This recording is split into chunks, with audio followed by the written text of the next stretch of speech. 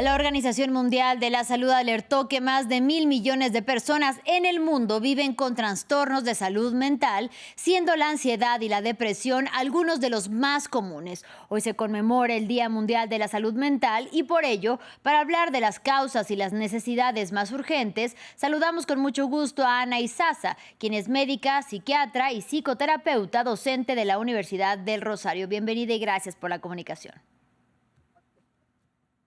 Hola, buenos días, ¿cómo están? Muy bien, muchísimas gracias. Pues para entrar en contexto, quisiéramos que nos contara por qué hay tantas personas en el mundo con problemas de salud mental y hay de todo tipo de trastornos, pero ¿es posible nombrar quizá alguna causa? Bueno, realmente la salud mental se ha empezado a aumentar primero porque la empezamos a reconocer, ¿sí? Entonces, aproximadamente desde COVID empezamos a tener mayor reconocimiento sobre lo que está pasando con la enfermedad mental y esto está asociado básicamente a situaciones de estrés.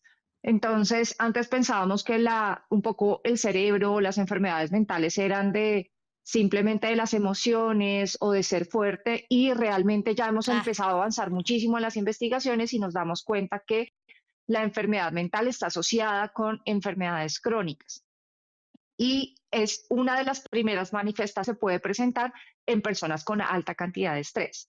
Entonces, realmente lo que estamos viendo es que vivimos en un mundo mucho más acelerado, en donde necesitamos encontrar más respuestas, necesitamos tener, digamos que, procesos un poco más inmediatos y adicionalmente, pues, con temas de inteligencia artificial, etcétera, pues vamos en un mundo que va mucho más acelerado que realmente a nuestro ritmo y por eso pues aumentamos la carga de estrés y la sobrecarga precisamente porque no podemos a veces tomarnos el tiempo para poder hacer las cosas que realmente nos ayudan y que nos benefician.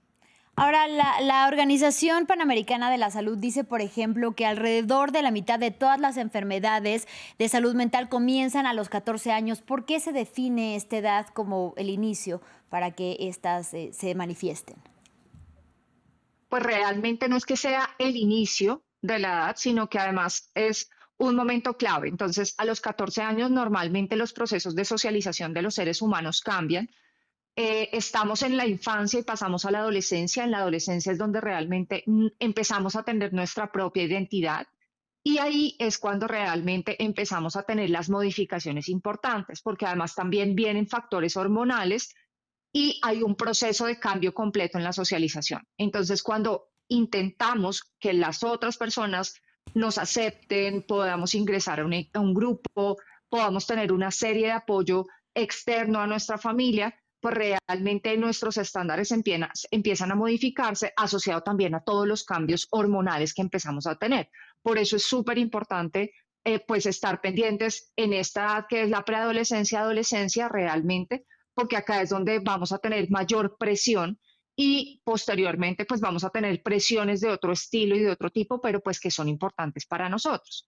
Y como usted bien lo señala, la salud mental está cada vez más en el centro de las discusiones. Sin embargo, la OMS, por ejemplo, denuncia o reprocha que los gobiernos dedican una parte muy pequeña de su presupuesto a la salud mental. En ese sentido, ¿por qué considera que se le da tan poca prioridad todavía? ¿Y cómo evalúa usted los esfuerzos actuales de los gobiernos para poder realmente atenderla?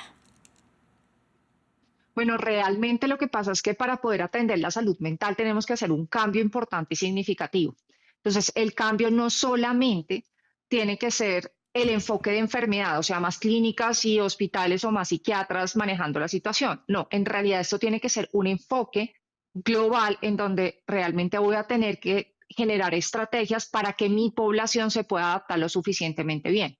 ¿Y esto qué significa? En los colegios, entonces, tener clases para manejo de conflictos, para manejo de redes sociales de forma adecuada y asertiva, para poder entender las dificultades y las emociones que yo tengo, clases para los papás y los futuros papás que van a tener de cómo enfrentar las situaciones frustrantes de cualquier hijo en las diferentes etapas y adicionalmente cómo resolver los conflictos internos y cómo priorizarme de alguna manera a pesar de tener hijos.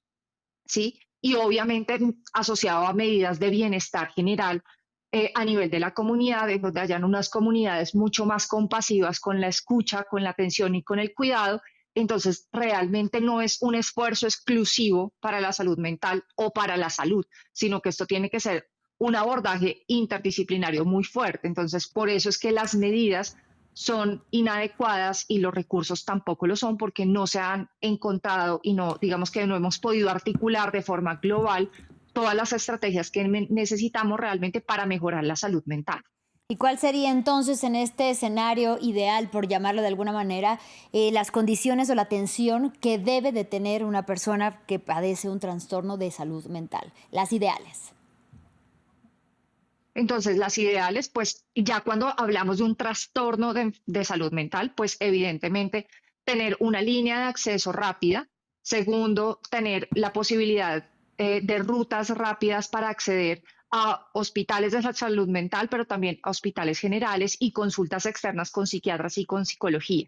Y mínimo, lo que sabemos es que para las enfermedades mentales necesitamos aproximadamente 30 sesiones de psicoterapia, que es más o menos el promedio que se efectúa para las enfermedades mentales, ya realmente cuando tenemos un diagnóstico y necesitamos un tratamiento farmacológico para controlar la depresión y la ansiedad, que son las dos patologías más comunes que tenemos pues actualmente como enfermedad mental. Doctor, usted bien lo sabe por su profesión, es común saber de casos en los que las personas tienen, por ejemplo, ansiedad o depresión y no quieren hablar de ello por el estigma que todavía existe. ¿Cómo lograr combatirlo? Porque además es cada vez más común. Entonces, digamos que afortunadamente, como les decía, COVID nos ayudó muchísimo a poder romper esas barreras, pero una forma es normalizando dentro de las conversaciones cotidianas. Entonces, ¿qué significa esto?